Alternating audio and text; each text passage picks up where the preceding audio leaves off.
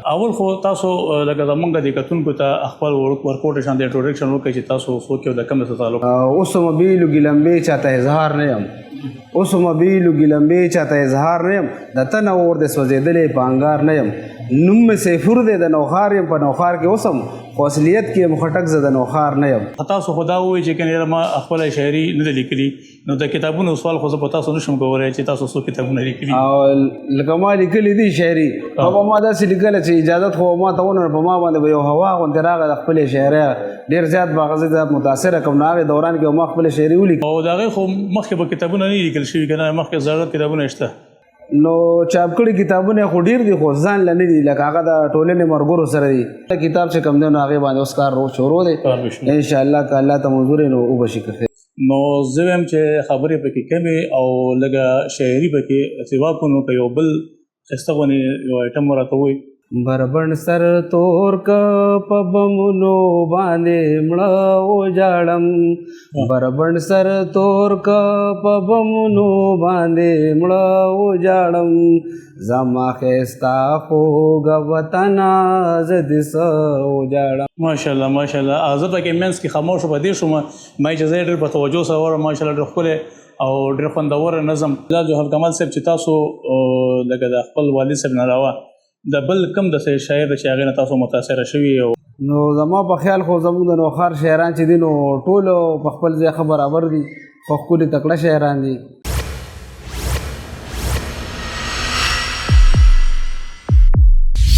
السلام علیکم ګرانو قدرمندو زه یم اختر حسین خټک او تاسو ګورئ وایس اف خټک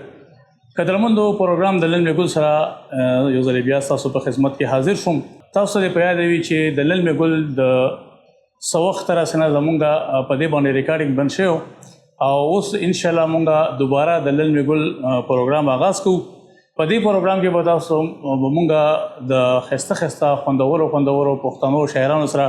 به تاسو ملاقاتونه کوو نن باقاعده د دې پروګرام لومړی سټارټ اخلو او زمونږ سره ښاغلی میلمه لال جوهر کمال صاحب موجود دی تر څنګ مو ناست دی نن مرکه به زمونږ د دوی سره وي د دې تعارف په تاسو سره کوو چې دا څوک دی د کوم ځای سره تعلق لري او دوی څه کتابونه لیکلي دي او شاعري کومه شاعري کوي په دې ټولو به تاسو سره د دې سره به ګپ لګو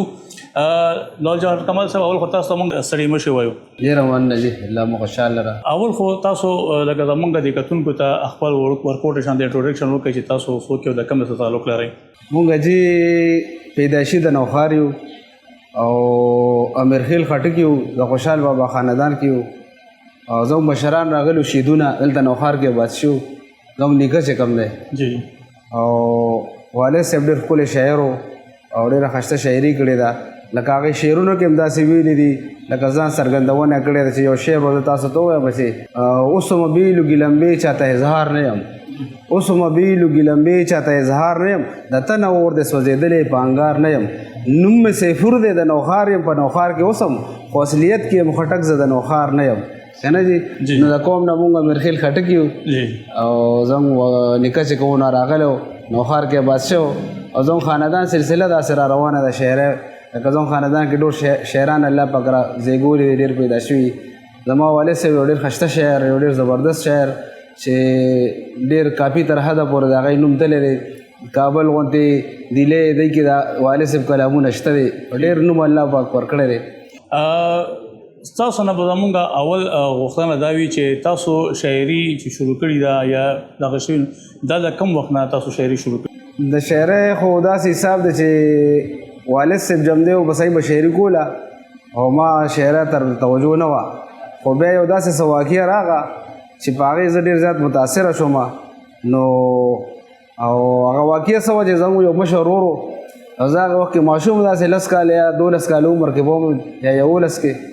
نو ما ته وایي راځه فلم در باندې ګورم نو زه ځان سره بوتلم سلیما ته نو غالبا یوسف خان شیربانو فلم لګېدلی نو کله چې دا موږ کتو نو دې کې اخري هغه ګانه وایي راشه و راشه خوشې میدان دی سلګی مې راغی رخ مې روان دی نو دغې ګانې په ما باندې دومره اثر وکړو چې هغه زه په دې لار راتلم واپس په دې نوخار په پوله د زما ذهن کې ګونجېده نو ما په هغې باندې خپل اشعار هماغه وزن کې هغه دغه کې ولیکل چې دیدن له راشه دا مې ارمان دی بغیر له تا نه سخت مې ګزران دی دیدن لراشه د مینې یاره د درد و غم نه یم ناقراره بغیر له تا نه تورتم جهان دی دیدن لراشه دا مې ارمان دی نو دا ما پوره غزل ولیکلو بیا ما والد صاحب ته ورکړو مې یاره دا جګوله دا تاسو وګورئ یو شعر راکړو راته چې یاره دا والد صاحب ته وښیه چې دا څنګه کلام څنګه دی نو هغوی له الله پاک ډېره پوهه ورکړې وه هغوی ډېر پوه وو ډېر علم ورسره ای چې هغه زما غزل پړاو کړی دی نو ما ته یې مخ راړولی سوس تکې پورې راته ویلي وایي دا تا لیکلی دی اتمانه ماشوم جوړی خبردار و چې شاعري ونه کې زه چې شاعري کوم نو ما سره الهي ده او ته چې شاعري کې ته به دماغو په زور باندې کې یعنې چې نو په دې وجه باندې ما بیا شاعرۍ ته توجه نه ورکوله ډېره زیاته به ځکه چې والد صاحب اجازت نو او بل بیا که ما شاعري هم کا او شاعري کوم هم او زما زړه کې یو خیال راشي زما والد صاحب یو ډېر نوم والی او ډېر مقام والی شاعر دی او د هغې وینا له اوسه پورې مونږ رسېدې نه ده که نه دي اوس پې کار روان دی څلور نیم سوه کلامه مونږ چې کوم دی نو هغه صفا کړه نو انشاءالله چاپ ته تیار دی دا به چاپ کوو نو ما به چې داسې وینا ده او دا پرته ده او دا تا نه ده رسېدې مارکېټ ته نو ته به خپله وینا روباسې دا په کوم خیال روباسې نو په دغې وجه باندې ما خپلې شاعرۍ ته توجه نه ده ورکړې زه لکه زه فرض که ما څوک شاعرۍ له وغواړي یا څه داسې پروګرام له وغواړي نو زیاتره زما دا شوق او دا خواهش وي چې زه هم چېرې زه د والد صاحب څه کلام ووایم نو په هغې زما عزت کې څه کمی را نه شي بلکې هغه ما ته الله پاک نور هم عزت راکړي او خلک ډېر ورباندې خوښ کړي او هغوی وایي چېرې واقعي دا خو سیفور ستا شاعر دی زما په یو پہچان هم دی او زما هغه مینه چې کوم دا شاعرۍ او هغه هم پرې روانه ده جی بالکل قدرمندو مینوالو د تېر یو میاشت نه یا د یوه نیمې میاشت نه زما د نوښار کې شاعرانو سره آمد رمد زیات شوی دی نو په هغې کې دلته دوه درې نومونه اخیستلی کېږي چې په هغه کې یو سیفور استاد یادېږي او ډېر ښکلی ما وایي چې زه به دې شاعري څنګه واورم او څنګه هغه اتفاقا زموږ د دې سره نن ملاقات وشو او د دې شاعري مې واورېده نو زما ډېره خوښه شوه زړه ته مې پرېوته نو ما ویې راشه دا د خپلو قدرمنو سره هم شریکه کړم چې زموږ په دې نوښار سیمه کې دومره درانه او اوچت یعنې ډېر زاړه شاعران دلته موجود دي او ډېر ښه شاعران یعنې ما چې کوم غزل یا دغه به اورېدلي چې هغه ما وروسته ورو بیکګراونډ شروع کړو نو هغه زموږ د نوښار سیمې شاعرانو لکه دا څومره سندرې ویلې شوي دي فلمونو ته دغه ته نو عبدالله استاد لکه هغې فلمونو ته به ډېرې ویلې کېږي که نه داسې نور شاعران نو ما دا خو زمونږ په نوښار کې دی ما خو دا به دې پسې به زه چېرته کم لنډې کوڅل ته به ځم کم ځای ته به زه ځم بډابېره ته به ځم که نه او الحمدلله زمونږ په هغه کې دومره شاعران نو قدرمندو اوس خو د لار جوهر کمال صاحب نه یو ښایسته شانتې خوندور شانتې یو ایټم واورو سیفور صاحب راته وایي والد صاحب ته ووایم جی د امیر مخکې چې ځلیږي دا د چا وینه ده نظم دی که نه جي د امیر مخکې چې ځلیږي دا د چا وینه ده غریبه ستا وینه ده ستا وینه ده ستا وینه ده او دا سره ګلونه یې ګملو کې ستا په وینو سره دي دا سره ګلونه یې ګملو کې ستا په وینو سره دي که پرې پوهېږي معلومېږي ښه صفا وینه ده غریبه ستا وینه ده ستا وینه ده ستا وینه ده غریبه غاښ او خولې ستا په بدن نه دي ښي غریبه غاښ او خولې ستا په بدن نه دي ښي د جادوګرو د راښکلې په هوا وینه ده او غریبه ستا وینه ده ستا وینه ده ستا وینه ده دا غټې غټې لویې خېټې چې تښکته زانګي دا غټې غټې لویې خېټې چې تښکته زانګي لکه جوورې در نسکلې حق دها وینه ده غریبه ستا وینه ده ستا وینه ده ستا وینه ده او وای سیفور غریب اغله د وینو وپېژنه وای سیفور غریب اغله د وینو وپېژنه د تا نسکلې خانداده او خان کاکا وینه ده غریبه ستا وینه ده ستا وینه ده ستا وینه ماشاءالله ماشاءالله زه پکې منځ کې خاموشه په دې شوم ما چې زه ډېر په توجه سره واورم ماشاءالله ډېر ښکلی او ډېر خوندور نظم ماشاءالله لکه ډېر خوند مې ترې واغوستی یقینا چې زموږ قدرمندو هم ترنه خوند اخیستی وي تاسو خو دا ووایئ چې کنه ما خپله شاعري نه ده لیکلي نو د کتابونو سوال خو زه په تاسو نشم کولی چې تاسو څو کتابونه لیکلي او لکه ما لیکلي دي شاعري په ما داسې لیکله چې اجازت خو ما ته ونه په ما باندې به یو هوا غوندې راغله د خپلې شاعرۍ ډېر زیات به هغه زه متاثره کړم نو هغې دوران کې ما خپله شاعري ولیکله او لکه ما څرګنده کړې نه ده تر اوسه پورې زه چاته خپله شاعري نه ښیم او دا هر سړي ته پته ده چې دا شاعر دی دی شاعري کوي او ډېر کم تېره داسې زما چې کوم نږدو ملګري دي هغې سره ما خپله شاعري چې کوم دی نو ډسکس کړې ده او هغې ته ما خپل شعرونه ویلي دي او بقایا عام داسې چې جلسو مشاعرو ته زه لاړ شم نو خپل یا داسې یو سرو کې یا یو دوه شعره نو هغه ووایم بقایا زه وینا چې کوم دی نو د والد صاحب کوم او د هغې وجه دا چې د والد صاحب کلام چې دی نو هغه ډېر دروند کلام دی خو زه دا ووایم چې هغه د رحمان بابا د ټکرې کلام دی نو دا به انشاءالله غلطه نه او د هغې خو مخکې به کتابونه نه لیکل شوي که نه مخکې زاړه کتابونه شته نو چاپ کړي کتابونه خو ډیر دي خو ځان لنی دي لکه هغه د ټولنې مرګورو سره دي هغه بیا په څلور کسه کتاب چاپ شوی یا په لس کسه چاپ شوی دی یا په شپږ کسه چاپ شوی دی ایله بیا نوم یې د مشترک کم مرګري شاعران دي نه پکې لس کلامات یا شپږ داسې کلامونه ورګړي دي او د هغې واړه واړه کتابونه چاپ شوي دي ځان له کتاب چې کم دی نو هغې باندې اوس کار شروع دی انشاءالله که الله ته منظور نو وبشي که خیر الله به وکړي. ها قدرمندو څنګه چې تاسو لال جوهر کمال صاحب تاسو خبرې واورېدې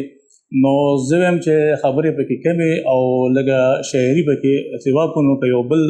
ښایسته غوندې یو ایټم راته ووایي د سیفور استاذ خپلوالي صاحب. بالکل زه به خپلو مینهوالو ته ووایم یو نظم دی چې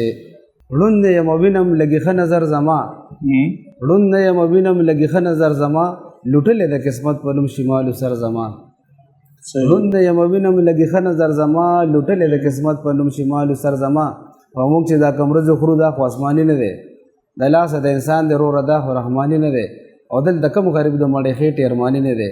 دلته کې بدلېږي په معاشر اختر زما لوټلې د قسمت په نوم شمالو سر زما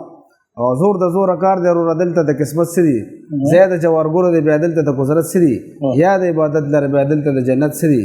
وخوړو ټپونو د قسمت سور زما لوټلې د قسمت په نوم شمالو سر زما او زه سپور ژوندی چې په دنیا به ګرځېدلم زه سپور ژوندی چې په دنیا به ګرځېدلم ړانده نه وي په سترګو تاسو هر ساعت لیدلم هم ستاسو بې قدرۍ د لاسه زه به دردېدلم نو مکړئ اوس د خاورو د ډېري قدر زما لوټلې د قسمت په نوم شمالو سر زما. ډېر ښه ډېر ښه. دا راته ووایه جوهر کمال صاحب چې تاسو لکه د خپل والد صاحب نه علاوه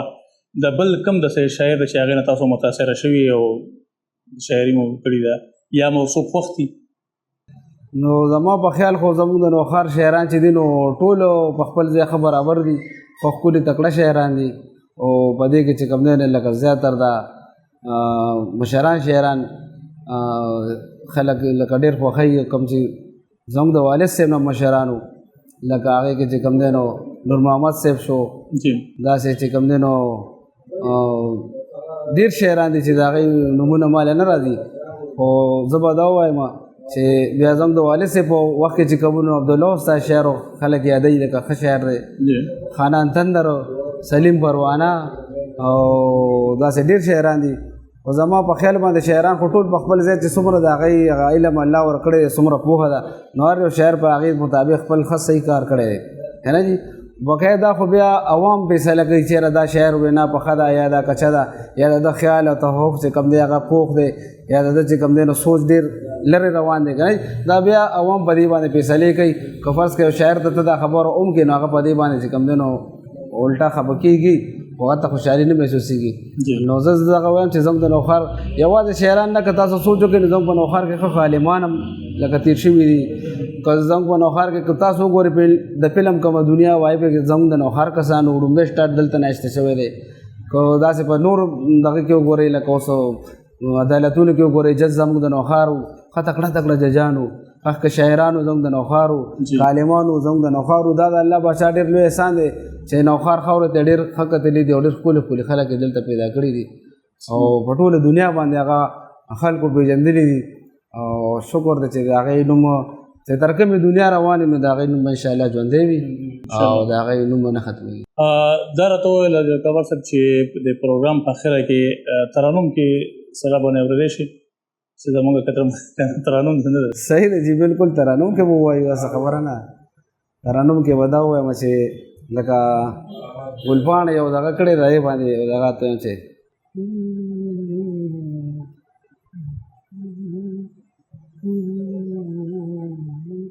بربند سر تور کا پبمنو باندې مړه وجاړم بربند سر تور کا پبمنو باندې مړه وجاړم زما ښایسته خوږ وطنه زه دې څه وجاړم زما ښایسته خوږ وطنه زه دې څه وجاړم په ظلم مړه که د ډوډۍ په هرمان مړه وجاړم په ظلم مړه که د ډوډۍ په هرمان مړه وجاړم زما ښایسته خوږ وطنه زه دې څه وجاړم زما ښایسته خوږ وطنا زدي سوجړم چې قرباني کولما مازادي ګټلا ز خبر نه اوم دا میزان ل بربادي ګټلا غریب لغمو خاندادا لمی خادي ګټلا کړه پخپلا مې پزان پرېګ دی چې زه وجاړم کړه پخپلا مې پزان پرېګ دی چې زه وجاړم زما خستا خوږ وطنا زدي سو وجاړم زما خستا خوږ وطنا زدي سو وجاړم ماشاءالله ماشاءالله وطن تا هر وطن هر سسخار اولی سوک چې خزل غرزوي هغه پتا راولی لکه ډیران در ته خزل د دنیا راولی ډیران تک پتا غن را غرزې د وجاړم ډیران تک پتا غن را غرزې د وجاړم زما خستا خوږ وطنا زد وجاړم زما خستا خوږ وطنا زدي وجاړم وطن استا داس ویل وی مزدورانو جاړم کپ ډوډۍ ندی ماړ د مظلومانو جاړم کد ډوډۍ په هر مان مړ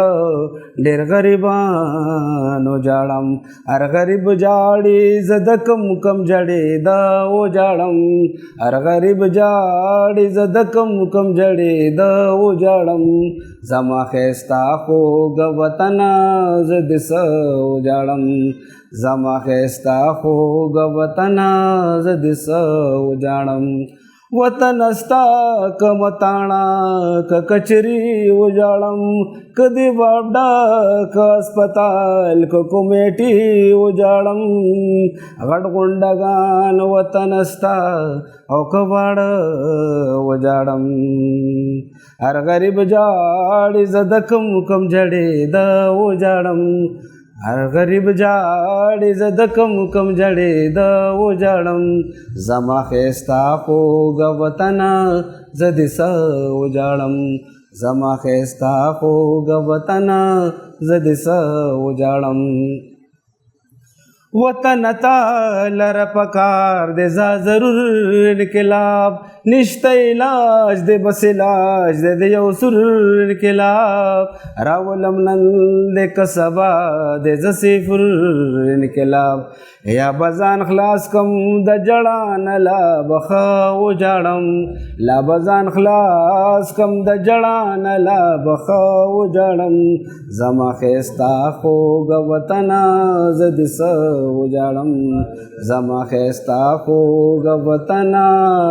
زدي وجاړم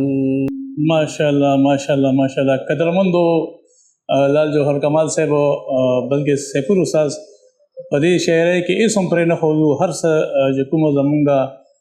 هلې ځلې دي او کوم مونږ تکلیفونه کوم ځای نه میلاویږي هغه ټول پکې تاسو ډېر په ښایسته انداز سره وستایلو او ډېره مننه جوهر کمال صاحب چې تاسو مونږ ته ټایم راکړو د خپل قیمتي وخت نه مو راته ټایم وویستو تاسو ډېره شکریا ډېره مننه قدرمندو د دې سره به ستاسو نه به زه اجازت وغواړم د بل پروګرام سره به ستاسو په خدمت کې حاضرېږم قدرمند د پروګرامونه زمونږ سټارټ پروګرامونه دي نو که چېرې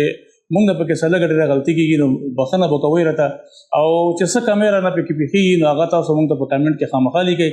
او یا ستاسو د کومې د خوښې شاعر وي او تاسو ته نه متاثره وئ هغه هم زمونږ ته په خپل کمنټ کې لیکئ چې مونږ هغې ته ورځو او د هغې څه وړه وړه مرکه تاسو ته ریکارډ کوو انشاءالله دا پروګرام به زمونږ مخکې روان وي دا سلسله به جاري وي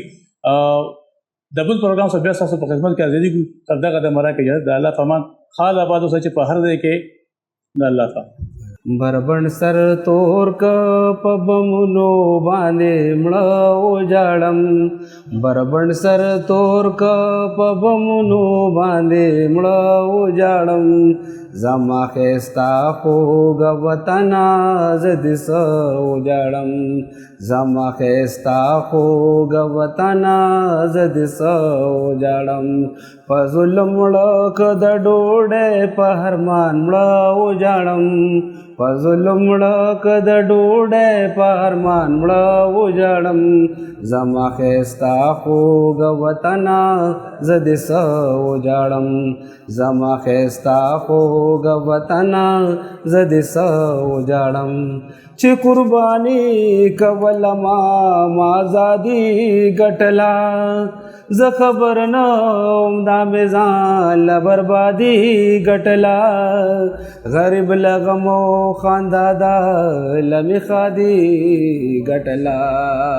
کړې په خپله مې په ځان پرېږدی چې زه وجاړم کړې په خپله مې په ځان پرېږدی چې زه وجاړم زما ښایسته خوږ وطنه زه دې څه وجاړم